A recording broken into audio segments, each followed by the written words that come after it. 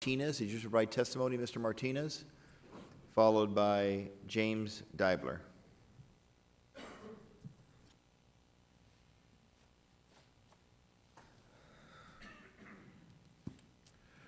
Mayor Stanton, Council, I'm opposed to El Super coming into this location.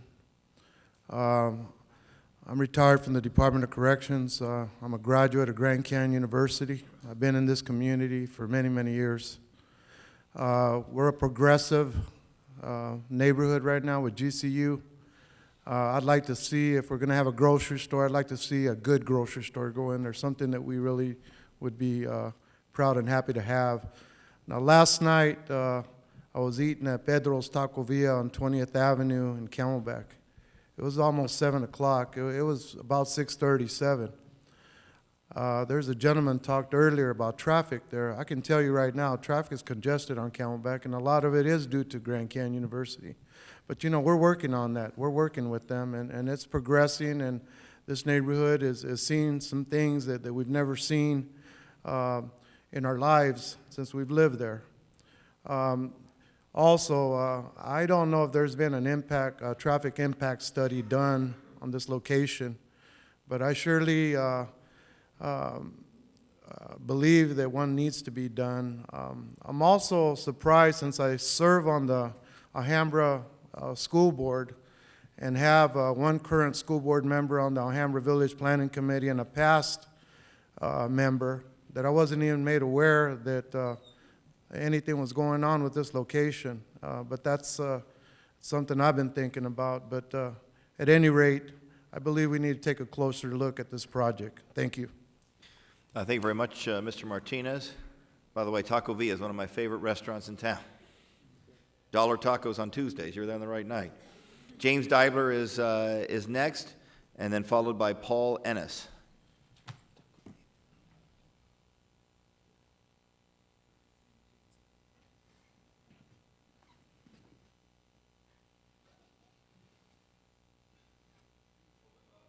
Paul, I think we're going to have Mr. Deibler go first, and then you're right after. I apologize. Hello, I am James Deibler. I live in Phoenix Council District number 5. I support El Super redevelopment of the property because it will bring new jobs to the community on 23rd Avenue and Camelback Road. It will help Phoenix residents to shop at this shopping center. I'm glad Grand Canyon University did do a good job on reviving West Phoenix and Maryville. Thanks for no time. Thank you, Mr. Deibler, very much. Next speaker will be Paul Ennis, followed by Mayor, council members. Paul, good, Paul, good. My name is Paul Ennis. I'm the chairperson of the Simpson Neighborhood Association, which was the one you saw up there from 19th Avenue to I-17, Camelback to Bethany Home Road. I've been very concerned about this property since Camelback Hyundai left, and currently they were using it as storage and they had guards there, but at some point it becomes empty, and we've all seen what happens to these big empty car lots. Either it becomes Cactus Jim's used car lot, or it becomes a blight issue for the entire neighborhood. Mr. Dorito approached the neighborhoods months ago, brought in the people from El Super and got with the neighborhoods. I met with them, saw what they had planned.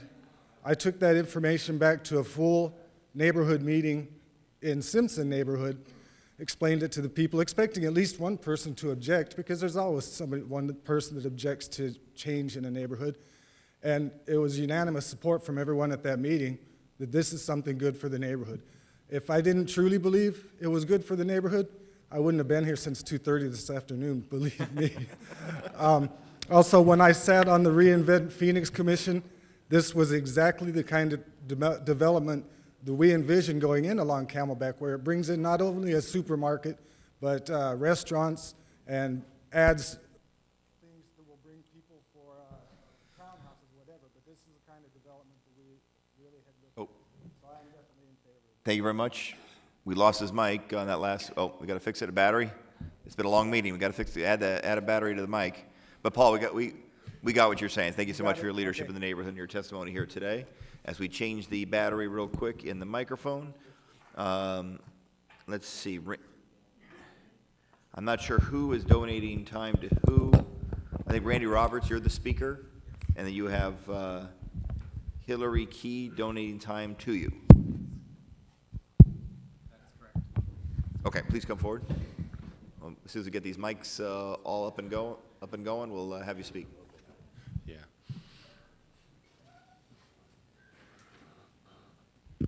Good evening, Mayor and Council. I have something written out, and I want to read that in its entirety. But Please. I want to address a couple things that I just heard from the opposition. Not one of those people lived in the Simpson neighborhood. Not one of those people lived in the Westwood neighborhood. One lived on the other side of I-17, one lived by Grand Canyon University, the other one to the east of 19th Avenue. That is not in the Westwood neighborhood.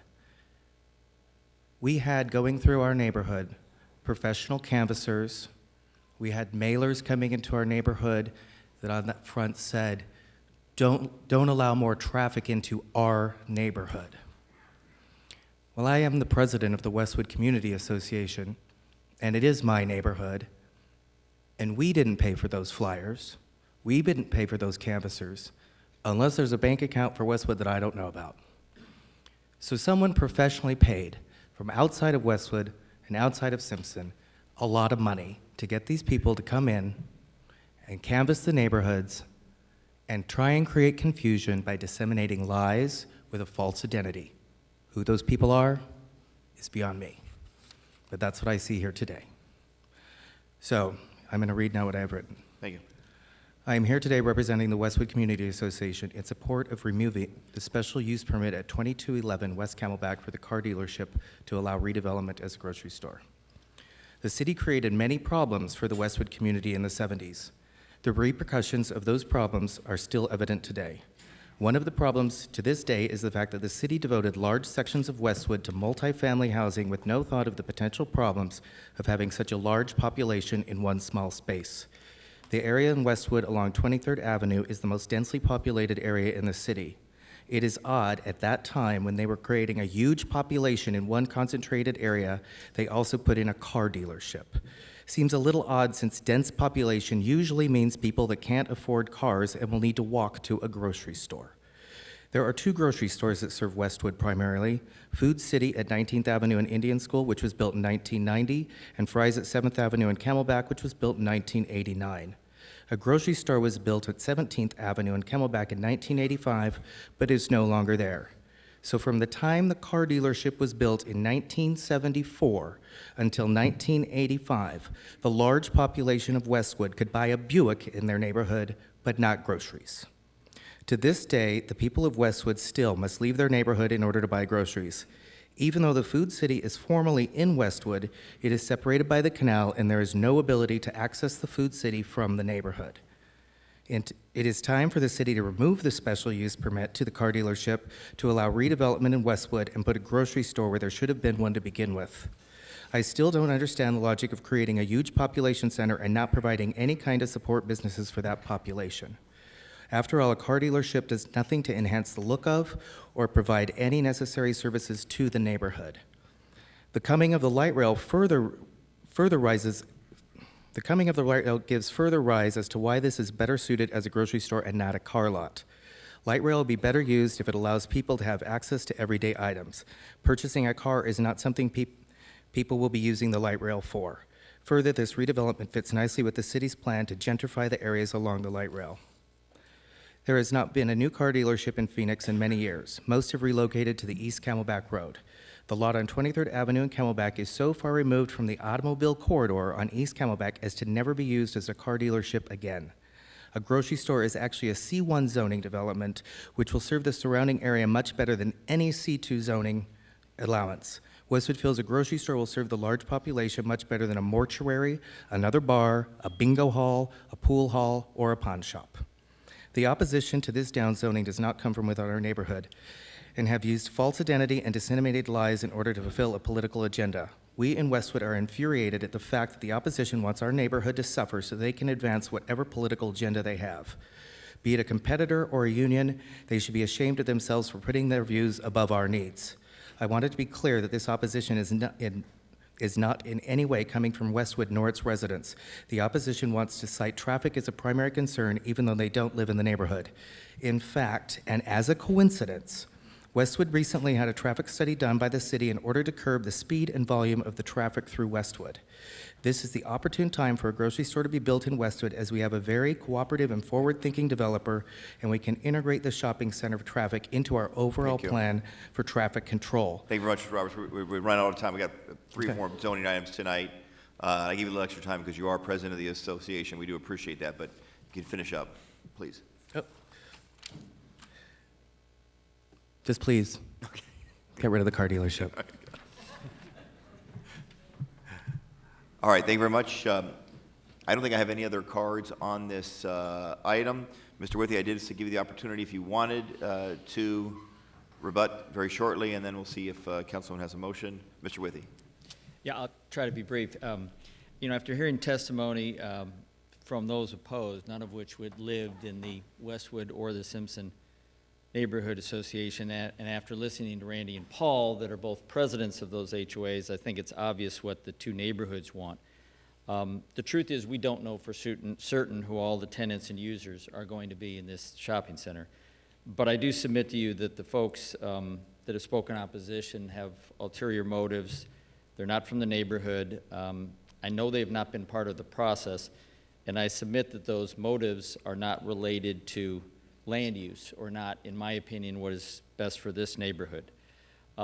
As to the traffic issue, I think it's kind of a smoke screen, to be honest with you. The site is already zoned commercial. It's already been developed commercial.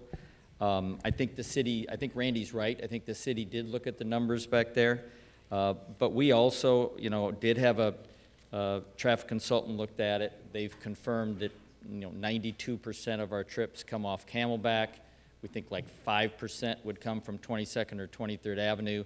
Those are coming from the neighborhood, which is a good thing that they would be coming to the site. On the PM peak hour on 22nd Avenue, they estimate 10 site trips, and on 23rd Avenue, 22 site trips. That's only one every 5 minutes, and that is well after the school lets out. So in conclusion, there was no problems. I guess I think that the real focus should be on the real question, though, and you could ask yourself, how are these neighborhoods benefited by another used car dealer? How are they benefited by keeping the special permit?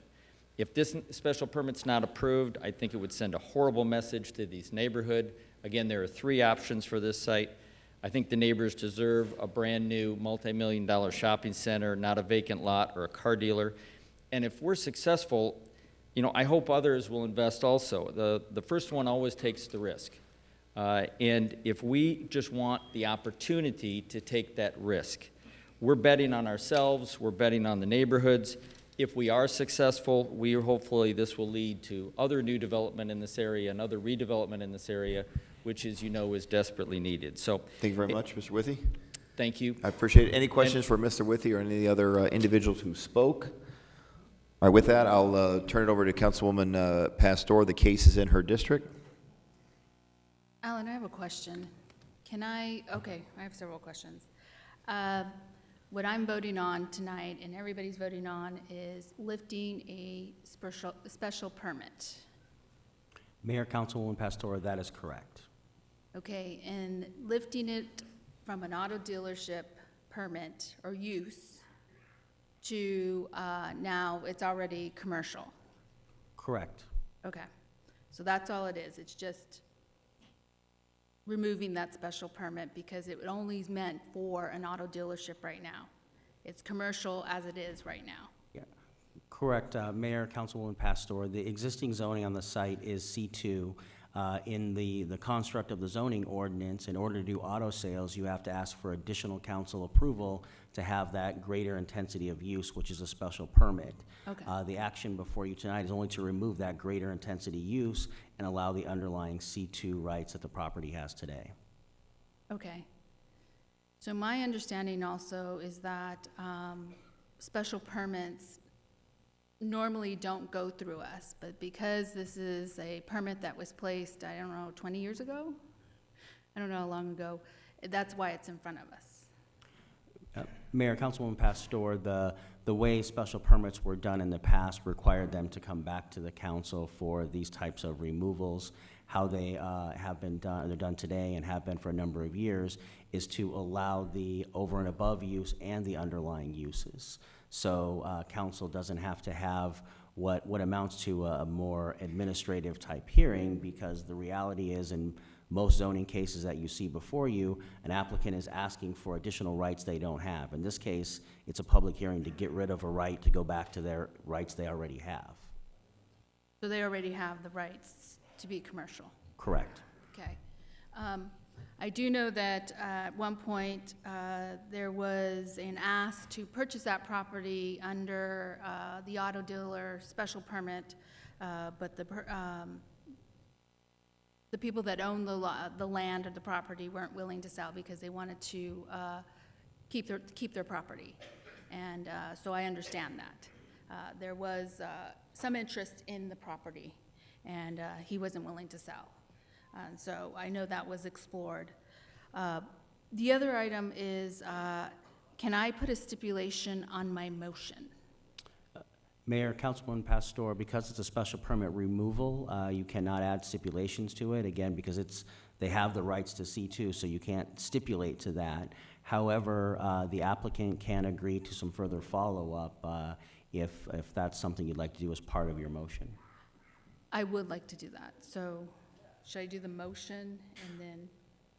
Yeah, please, I think the first thing is to make the motion. If Okay. there's something you'd like the applicant and his representative to come forward and publicly agree to, in order to facilitate that, we can do it immediately thereafter. Okay. So I move to approve the request according to the Planning Commission recommendation and adopt the related ordinance with the agreement that the applicant will conduct or update the existing traffic study, and then again in 6 months once the final certificate of occupancy. Okay, and I would ask either Mr. Withy or Mr. Dorito if you would come forward and agree to that request as part of the motion. The city, but we're fine with that. It makes sense to us to do the traffic counts for before and after the development, and then work with Streets and Traffic Department. Makes total sense to us. We're fine with that. And the reason why I'm putting in that is because I'm being responsive to the concerns that I'm Great. hearing. Councilwoman, real quick, is there a second to the councilwoman's motion? Yes. There is a second. Councilwoman, I'm sorry. Okay, sorry. Sorry that you didn't hear. I apologize. And so I just want to be sensitive regarding the traffic study, understanding all the dynamics that is happening now and will happen once final certificate of occupancy, to look at traffic mitigation. The other thing that in this traffic study and looking at, I also want to look at the timing of the lights, the signals. So how do I? Okay, so we can ensure that any traffic study, obviously the applicant has agreed to pay for the traffic study. That would include light signalization, optimization in the neighborhood. Mayor, Councilwoman Pastor, yes. I think for clarity of the record, maybe what we can say is that the applicant shall prepare a traffic study concurrent with the plan review and prior to groundbreaking of the site to establish existing traffic patterns, and then update that study 6 months after the final certificate of occupancy is issued for the shopping center. And along with that, update the timing of any traffic signals to minimize impacts to the surrounding neighborhood as reviewed and approved by the Street Transportation Department. Mr. Withy, you're okay with that? You agree to that? Fine with that. In fact, we'd already even talked with Westwood about the need to look at those traffic signals on 23rd Avenue and the timing sequence, so it makes total sense to us. Okay. All right, so the councilwoman has made a motion. There has been a second. Any other comments by members of this council? Roll call. DeCiccio. Gallego. Gates. Yes. Nowakowski. Pastor. Yes. Waring. Williams. Yes. Valenzuela. Mayor Stanton. Yes, the motion passes on a 7-0 vote. Next item on the agenda is item number 90, an item that was continued from November 18, 2005, concerning 25th Drive and Coronado Road in District 7. Councilman Nowakowski is back. So on item number 90, we will proceed with a short staff report, and then to see if there is either a motion or whether the council wants to hear the cards first. Mr. Stevenson. Mayor, members of council, item 90 is a request to rezone a site with a special permit to allow a multi-stream waste transfer station. This parcel is located at the southwest corner of 25th Drive and Coronado Road. You see on the site here, all the surrounding zoning is A1 industrial zoning. For reference, here is I-17 and Camelback Road. You see on this proposed aerial here, it sits in a heavy industrial area. This request was approved by the Maryville Village Planning Committee with subject to staff stipulations by a 10-3 vote. The Planning Commission also approved it by a 6-0 vote. You can see on the proposed site plan here that they are going to put in a building to do a lot of their activities on this property indoors, which is different than several of the surrounding properties that have that industrial zoning where they're allowed outdoor uses as a primary activity. And with that, I'd be happy to answer any questions. Any questions for our planning director? All right, Councilman Nowakowski, we can either hear the cards first or make a motion, and then the cards can respond to the motion either way. Mayor, I'd like to hear the public comment. All right, excellent. First, we'll hear from Jennifer Corey, representative of the applicant. Ms. Corey, you want to come first? And then the applicant himself is here, so he can speak thereafter. And then we'll hear from many people in the neighborhood who are here in opposition. Please. Good evening, Mayor Stanton, Councilman Nowakowski, and members of the City Council. Appreciate your time. I know it's been a very long evening, so I do appreciate it. We do have a PowerPoint presentation, but we will abbreviate it substantially.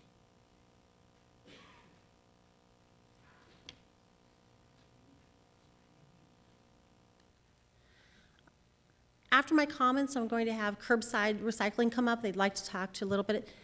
We have Pat DeRuda. He's a principal for Curbside Recycling.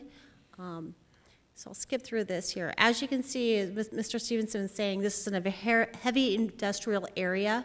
We're surrounded entirely by A1 industrial.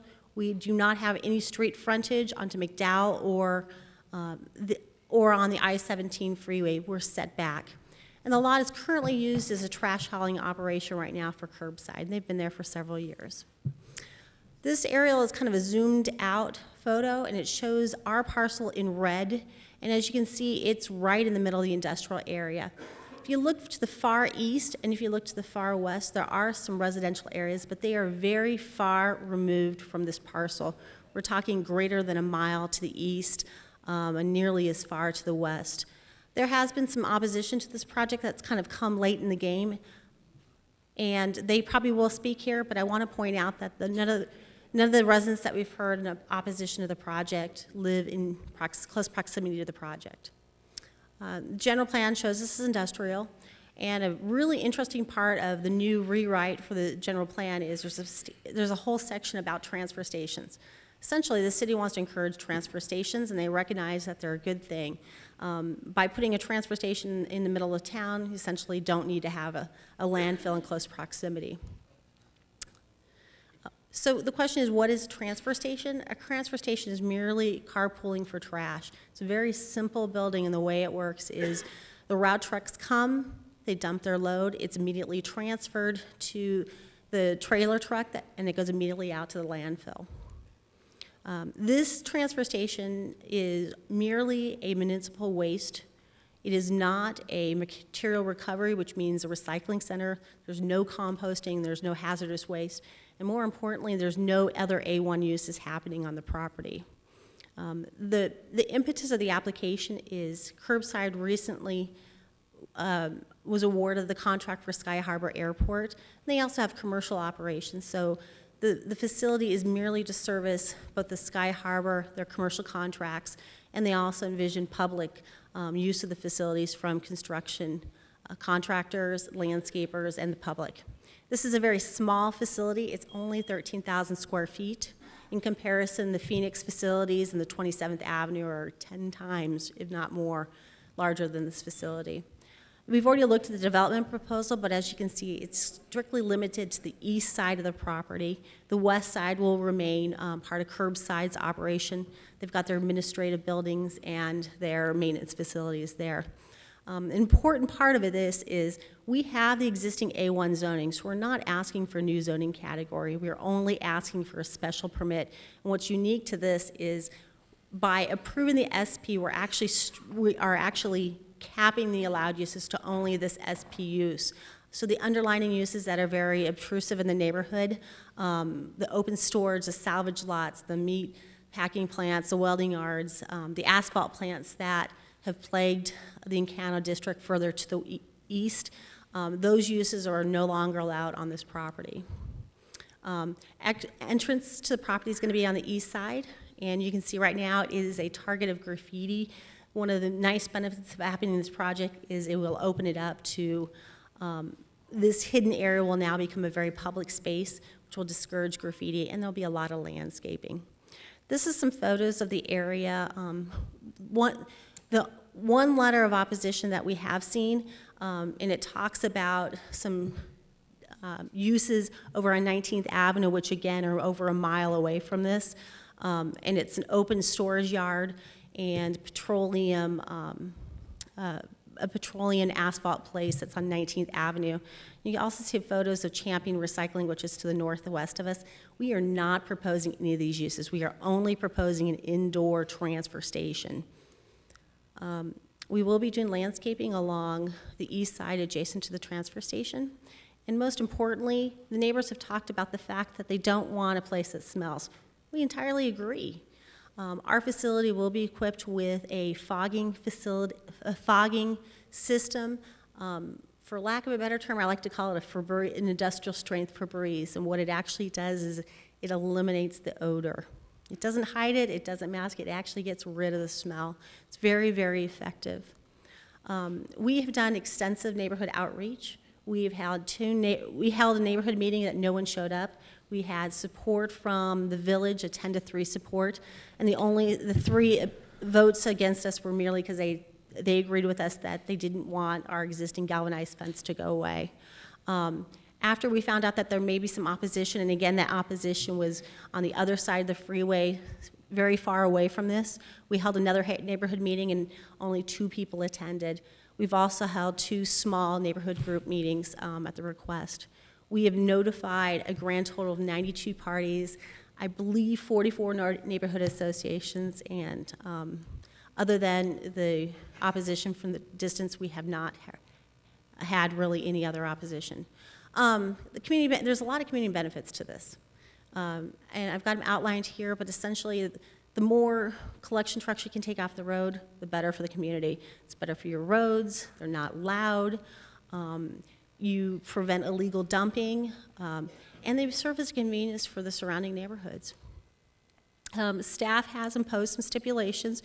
We completely agree with all the stipulations staff have proposed, and we have memorialized our understanding with both the neighborhood and hopefully with the staff about our commitment to make sure there's no smell, there's no odor, there's no litter in the area, and that the facility will operate during daylight hours. And with that, I'll turn it over and I'm available to answer any questions that you may have. Thank you very much, Ms. Corey.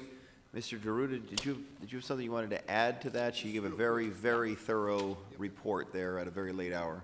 Just real quick, Mr. Mayor, members of the council and staff, Patrick Deruta, I'm the owner of the property at 1641 North 25th Drive, and I also own the hauling company which does business as Curbside Recycling. You may know that company because you just approved a 5-year contract for us to service Sky Harbor International Airport. We've had that since August 1st, and I think we're doing a darn good job of performing to meet expectations of that contract. A couple things, I do have 27 years experience in the waste industry. I have experience of oversight of 15 transfer stations in my career, so this is not something that I'm a neophyte about. It's something that I'm well aware of how to run one of these responsibly. It's important to know that this company has been around for 20 years. I've owned it for only 15 months. A lot of talk earlier today about wages. I pay my drivers on average between $50,000 and $60,000. I pay for their health benefits, even though I'm not required for by law. And 16 of my 20 employees are Hispanic, so I feel real good about providing for families in this city. A couple other things.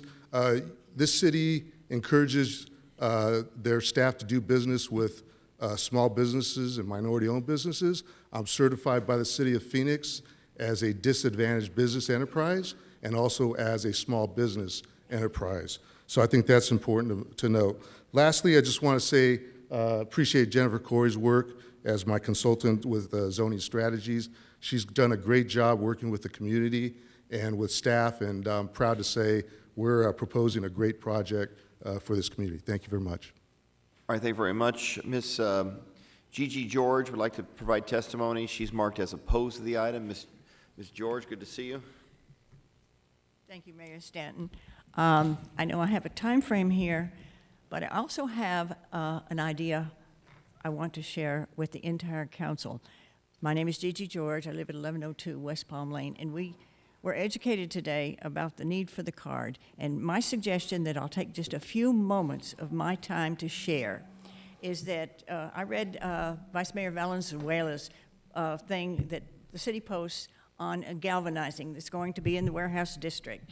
And my suggestion is perhaps the city could give a prize to some of those brilliant young minds that are going to be taking classes at galvanizing to provide not a $5 million card, but they would donate their labor and ideas to the city of Phoenix. So that's what I was telling Councilman Laura Pastor about just a few minutes ago, because I got that idea when I was listening to all the testimony. And now we'll go into the A1 zoning and the proposed waste recycling thing. Thank you, Mayor. The Encanto Citizens Association considers our city to be a whole and believe that our city should be treated holistically. What happens in one part of our city does affect other parts of our city. I know everyone on this council is familiar with the industrial area designation applied to Grand Avenue by the FAA and the havoc the overflights have created in the neighborhoods adjacent to that alleged industrial area. We know their neighborhoods around Grand Avenue. Similarly, in the map of parcels that was furnished to me by Council District 4, within a 1-mile radius of the proposed waste transfer station to the west of I-17. Our neighborhoods, the waste transfer station is to the west of I-17. The neighborhoods are to the east, such as Villa Verde, Encanto Estates, and West Encanto. Some are not registered with the city, but may suffer some unintended consequences from this SP zoning. I-17 is just a line on the map, and it will not stop odors, dust, or traffic that will be generated by this establishment. There's also the state fairgrounds at 6 points to consider, of which several people have been working months to help revitalize. We believe there are a plethora of sites better suited to this operation than the one under consideration today. Therefore, we request that this special permit not be granted. Thank you for your time. Thank you so very much, Ms. George. Next speaker will be Clyde Granderson, also marked opposed to the item. Is Clyde still here? There is. Okay, come on down. And then next will be Barbara Klobaka. My name is Clyde Granderson. I am on the board of directors for the Valley Garden Center. We're located on 15th Avenue. We are a nonprofit entity, and we've been at that location for 65 years now. Our concern is that our revenues are generated from weddings, community meetings. We don't charge for that, but it's the place where our community gathers. And our concern is there was no outreach to us. We just heard that they had the meeting in Maryville and no one attended. Well, I actually received a call from Ms. Corey, and my response was, well, you were at the wrong place. You should have been talking to the people at the neighborhoods who are going to be affected by this, and that's not where you were. And this is this is the question that I asked, and this is the response that I received. My question was, why do you want to put a garbage transfer station at this location? And then the response that I got was, because it's cost effective. Now, I thought about that, and that really doesn't set well with us because it's cost effective for you does not mean that you should impose this burden on our community. So that's our concerns, and we hope that you share them, and we hope that you hear us. Thank you. Thank you very much, Mr. Granderson. Barbara Klobaka, is she here? Did she have to go? Okay, she was marked as opposed to the proposal. Jerry McHugh, followed by Dave Mason.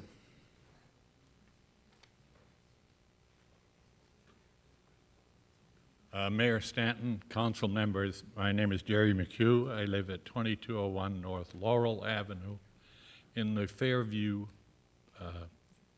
Place Historic District. It's immediately east of the fairgrounds, adjacent to the fairground.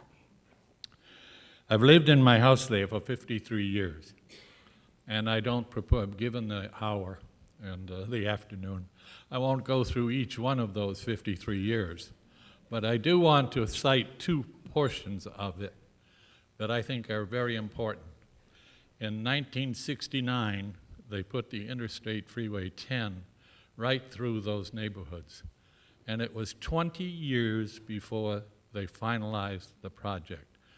During those 20 years, people left the area because their statements were, it isn't safe to be there and there's no good housing there anyway. Since the 1989 completion of that freeway, neighbors who have lived there, I'm a survivor of the freeway, but neighbors who have lived there those many years and a legion of new people who are eager to move into these historic neighborhoods because it's the heart of downtown, are working very hard to save the neighborhoods and offer it to the public. And when I say save it and offer it, I'm talking about the 4,000 people that showed up last week to go to a home tour. When you let 600 to 800 people walk through your house and look at your bathroom, that's dedication. These are people who are wanting the future generations to know what housing is like in 1920, 1930, 1940. And because we are very close to the proposed site, and we're on the downwind side of it, regardless of what offers are made, I would like to see you have them locate elsewhere. Thank you. Thank you very much, Mr. McHugh. Dave Mason is next, followed by Mark Allen.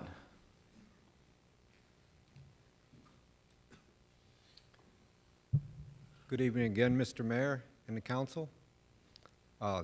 Dr. Dave Mason again.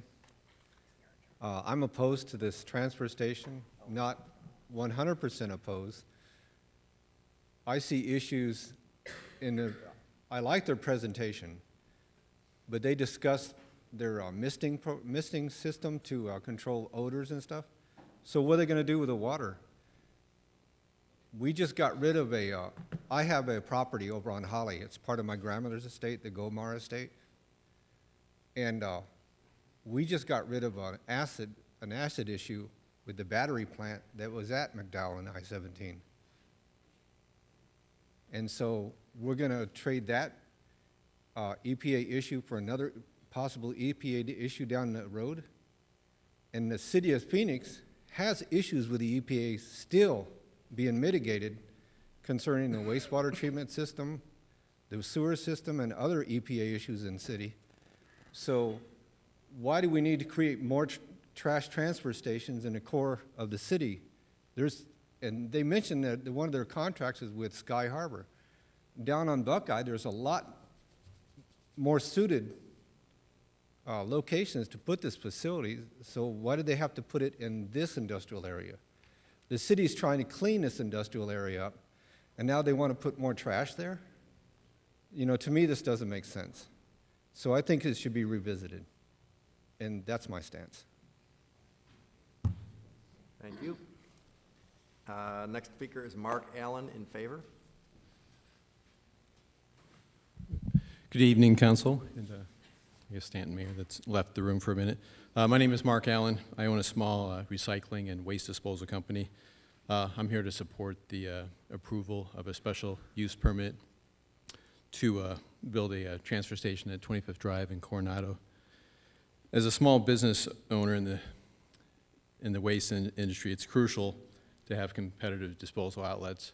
Right now, the disposal network's primarily controlled by two very large national waste haulers that dictate the price in the market. And as a small waste hauler, it's very hard to be competitive in the Phoenix market area without some independent kind of private options. I've been in the waste business for about 15 years, been around a lot of transfer stations. With my experience, I could say a well-run, modern, especially enclosed transfer station is very easy to go unnoticed. Even with my family in the car, and I talk about trash a lot to my family. The wife and kids have never pointed out, there's a transfer station, and what's that? Most of the time, it just looks like a large warehouse or garage, and these new transfer stations, they follow the guidelines, and they keep the trash contained within the building. They keep the orders contained. They help keep the surrounding area clean as well. So I'm here. I ask that the council approve the special use permit. Thank you very much. John Marlin is next, opposed.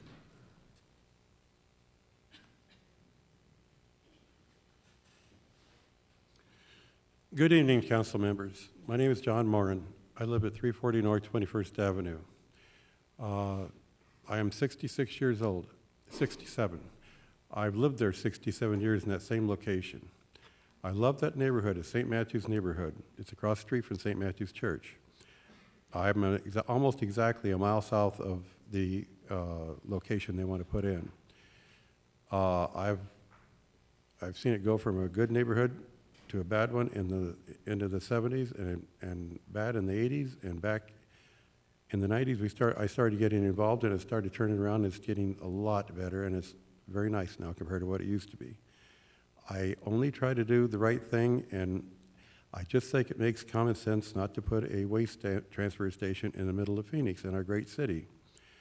Encano Park area is only about a mile and a half east of there. There are two schools a mile distance from there. St. Matthew's is one, and then there's one on 31st and McDowell. I'm not opposed to the station. I think it'd be great to have more competition, but right now the transfer stations are at Happy Valley Road and down at the river bottom. And I think they were put there for good reasons, because they're not in the middle of the city.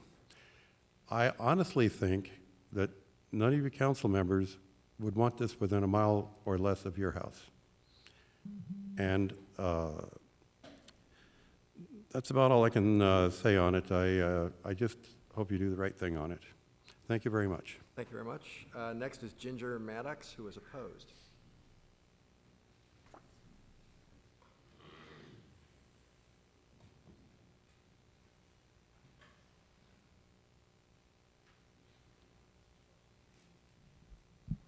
Council members, my name is Ginger Maddox.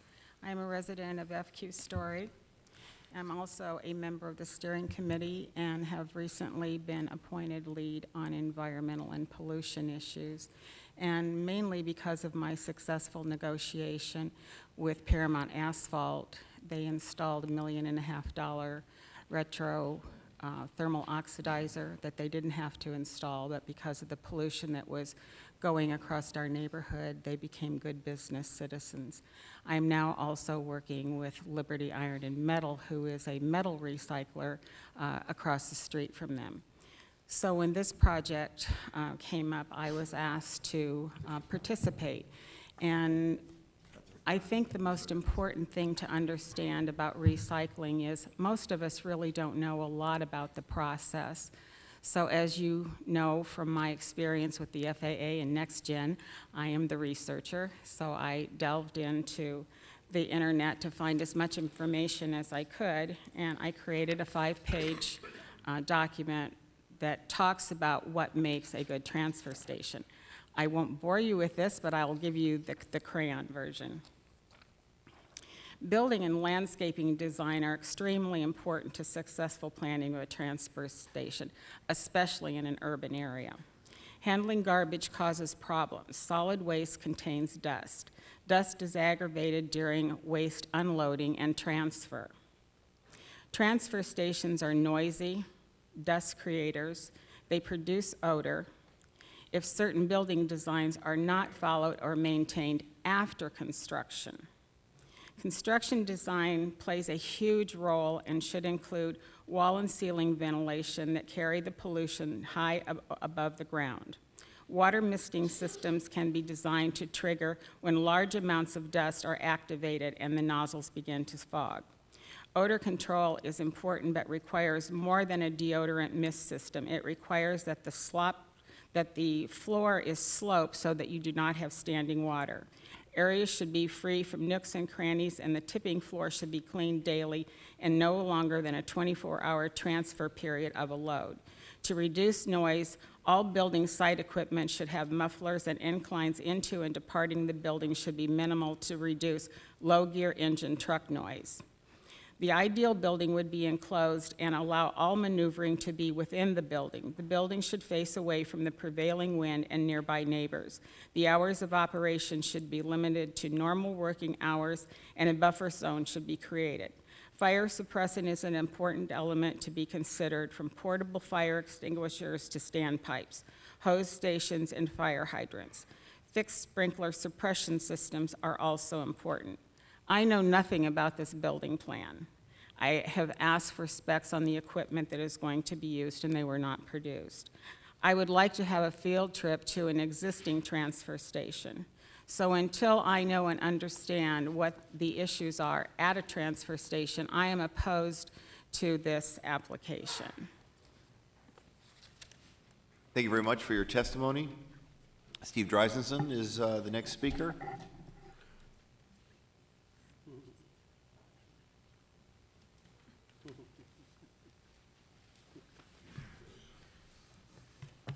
Mayor Stanton, members of the City Council, my name is Steve Dreisenson, and I'm a 40-year resident of the FQ Story Historic District. I live near 11th Avenue in McDowell. As has been related by my fellow residents, we've had lots of issues with noise, lots of issues with odors, and lots of issues with industrial uses. While those uses were clearly within zoning, those conditions actually escaped the area, escaped the facilities, and impacted our neighborhoods. I'm here tonight with those same concerns. I've had the opportunity to tour both of the city's transfer facilities. They're located on the outskirts of our city for a reason.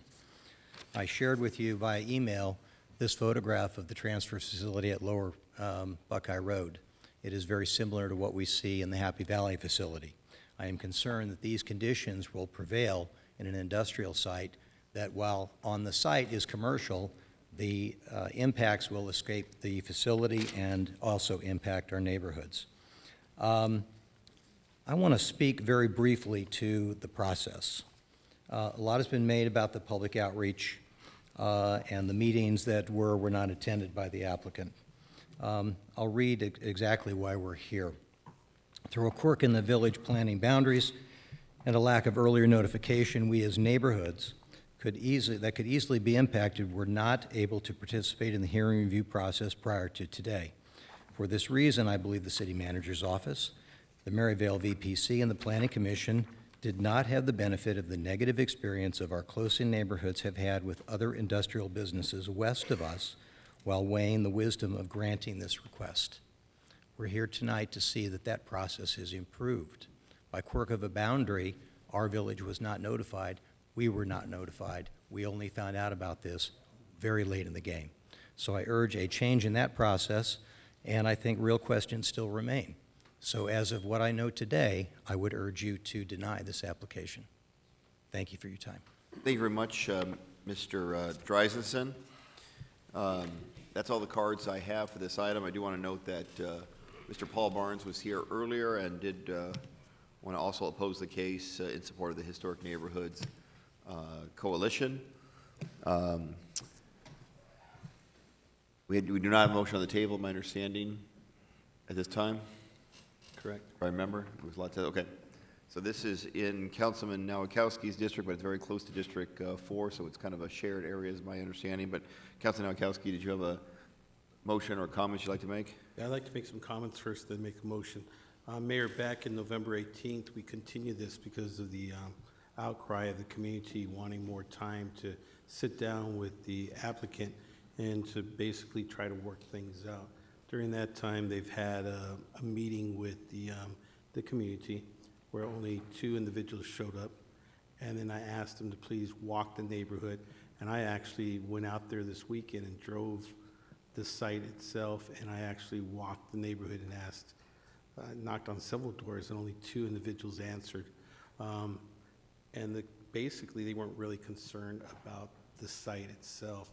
I asked the applicant that I noticed that the closest living quarters, or it was actually a hotel motel, right on the I-17. I think it was called the King. Yeah, so they basically wrote a letter of support. So I asked the applicant if they would get a letter of support from them, and they did. Actually, the adjacent business also turned in a letter of support also.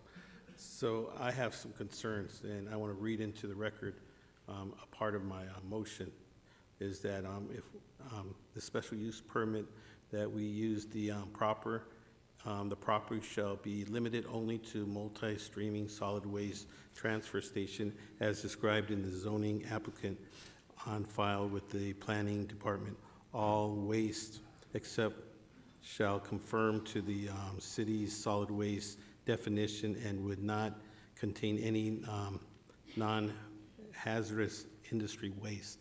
And I think that was a big concern of the community, that the hazardous waste, that there'd be no hazardous waste at all. Also, I talked to the applicant about the odor that's out there. So they were, I like to put into the record also that the odor technology shall be included in the construction of the building, that this system shall be reviewed and approved by the Planning and Development Department during the state plans and building plan review, that there's some type of odor suppression. Also, I'd like to put in the record that the removal of material, that all solid waste materials should be transferred out of the facility within 36 hours, because one of the concerns was that they were going to actually store waste there. So we came up to a happy medium where it would be within 36 hours that the waste would be removed.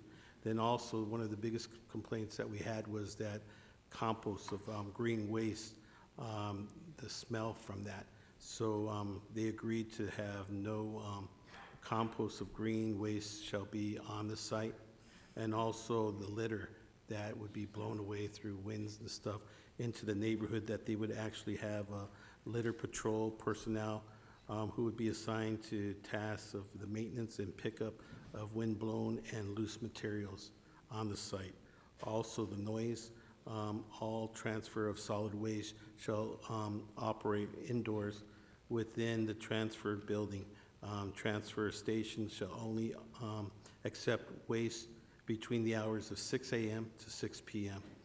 And I believe that this is some of the major concerns of the community, and I believe this is fair, and I'd like to make a motion to approve staff's recommendation with these, with this, what I just read on the record.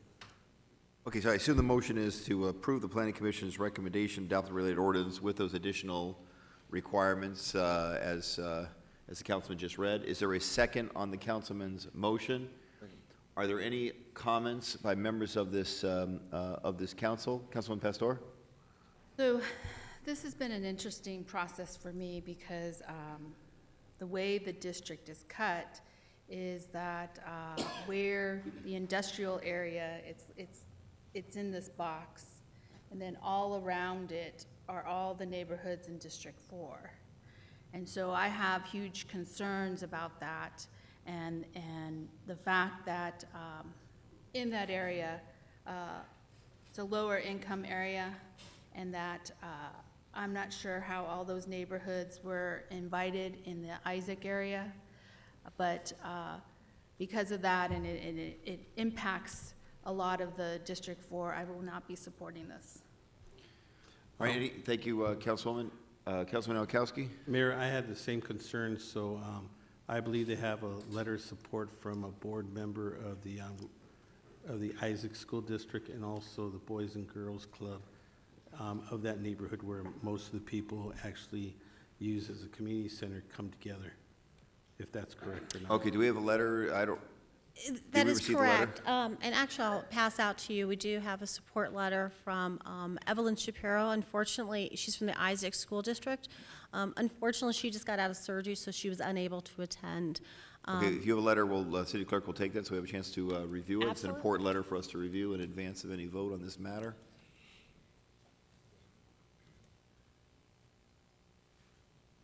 Anything you want us to review? Now's the time to get it to us. Yes. And you'll see the email was actually forwarded over to the council district's office. And what we did was she asked us to write it since she just had to get out of the hospital. So it's actually an email, and then she sees, my understanding Okay. is she actually responded So what you're to it. suggesting Evelyn Shapiro is in support of this? She is. Okay, She excellent. is. Okay. Any other comments by members of this council? So as reported by Councilman Nowakowski, the case itself is in District 7. Councilman Pastor represents areas very close by, including many of the neighborhood representatives who testified and- today are residents of District 4. And Mr. Mayor, I'm Yes. sorry, I want to make sure the record's clear too. The Boys and Girls Club has been very supportive of us. We've had some great conversations. Do you have a letter from the Boys and Girls Club? At the end of the day, because of the nature of their business, they try to stay out of political issues, so they Well, did I'm not sorry, write a letter. you just suggested you supported it, but then you say that's very unfair to the Boys and Girls Club. Yeah, Do you know? Do you have a position of the Boys and Girls? Because I don't want you to misrepresent on behalf of an outstanding organization in this community, the Boys and Girls Club, their position. We do not have a letter of support. That's why I want to put on the record. Okay, you're on we do television not. right now. Yeah, there you go. So what But is, I, do you know but the I position do of the want Boys- to point I out. apologize, but it's important that you be accurate. Absolutely. Do you know the position of the Boys and Girls Club as to this case? They have chosen not to take a position. Thank you very much. That's not what you suggested earlier. That's not, I don't appreciate that. That you suggested that they were supportive if they have not taken a position. As mayor of the city, I expect professionals in this space to be accurate and correct with the information they provide to this council. I do not want to vote on a case based upon a false impression. Absolutely, and that's why I wanted to bring that up. Yes, I agree. Okay. And Mayor, some clarification. Councilman Nowakowski, please, yes. Alan, do you happen to have the nearest neighborhood or blow up of? Ms. Gore, you can sit down now. Okay. Or is that the only map that we have? Mayor, members of council, this is the only map that I have, but I believe the applicant's presentation has a map that shows a greater area.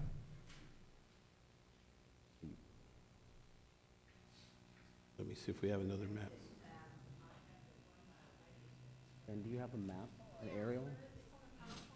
I know, it's coming up.